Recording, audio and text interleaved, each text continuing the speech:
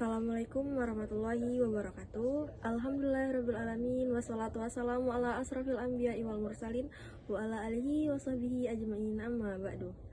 Yang terhormat Bapak Muhammad Aiman SHMH selaku dosen pengampu mata kuliah Hukum Tata Negara.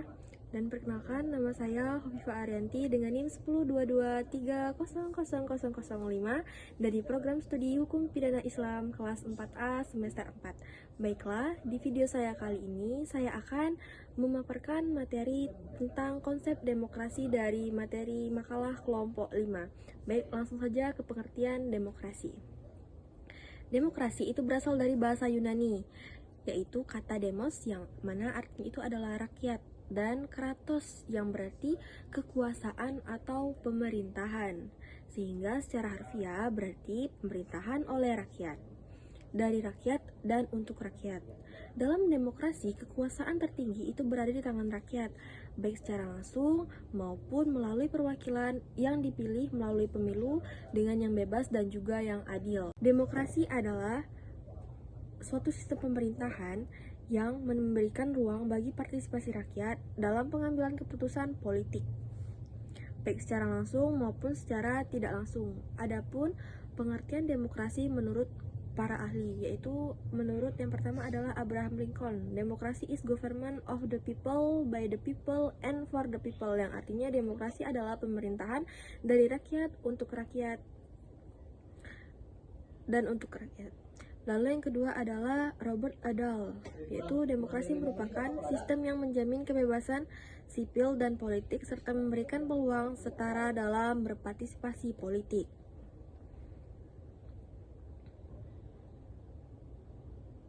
Adapun sistem demokrasi di Indonesia, yang pertama adalah dasar konstitusional, yaitu demokrasi Indonesia itu berlandaskan pada Undang-Undang Dasar 1945, khususnya pada pasal 1 ayat 2 yang berbunyi kedaulatan berada di tangan rakyat dan dilaksanakan menurut Undang-Undang Dasar. Indonesia menganut demokrasi konstitusional atau demokrasi yang berdasarkan hukum dengan prinsip negara hukum atau Rechtsstaat.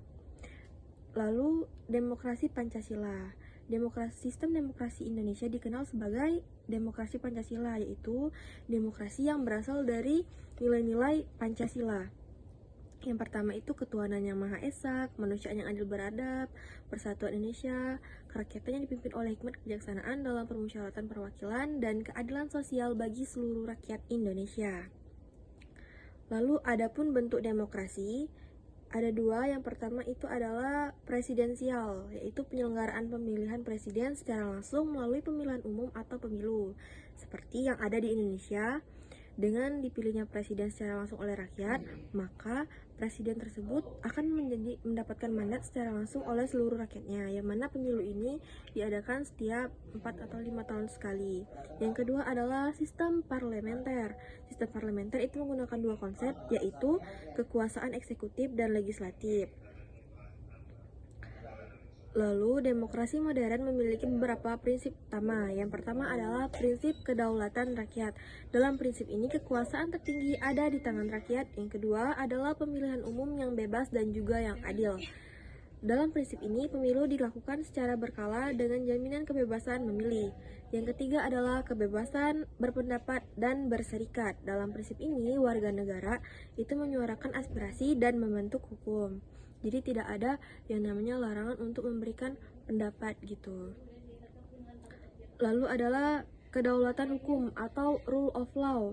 Dalam prinsip ini, semua warga termasuk pejabat negara tunduk kepada hukum. Lalu pemisahan kekuasaan. Dalam prinsip ini terdapat pembagian kekuasaan antara lain legislatif, eksekutif, dan juga yudikatif.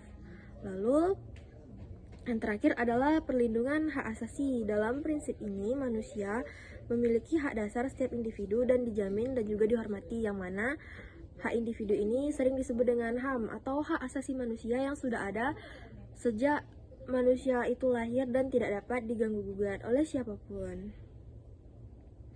Adapun ciri-ciri demokrasi dari ciri khas negara demokrasi antara lain, yang pertama adalah pemerintahan itu berdasarkan konstitusi atau berdasarkan pemerintahan.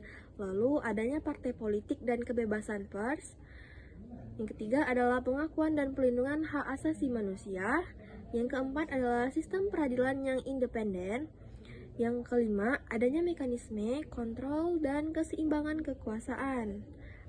Adapun manfaat dari adanya demokrasi. Yang pertama adalah memberikan kebebasan bagi rakyat untuk berpartisipasi dalam politik. Lalu yang kedua, menjamin hak-hak individu, mendorong akuntabilitas dan transparansi pemerintah. Lalu yang keempat adalah menjaga stabilitas sosial dan politik melalui partisipasi negara. Adapun tantangan demokrasi. Meskipun demokrasi itu ideal, pelaksanaannya menghadapi tantangan. Apa saja sih? Terdapat beberapa tantangan demokrasi. Yang pertama itu adalah seperti politik uang dan juga korupsi. Yang kedua adalah polarisasi dan intoleransi. Yang keempat adalah memanipulasi informasi dan hoax. Dan yang kelima adalah lemahnya pendidikan politik warga negara. Baiklah, mungkin cukup sekian pembahasan materi dari kelompok 5 tentang konsep demokrasi. Lebih dan kurangnya saya mohon maaf. Saya akhiri, wallahul muwaffiq ila aqwamit thoriq. Wassalamualaikum warahmatullahi wabarakatuh.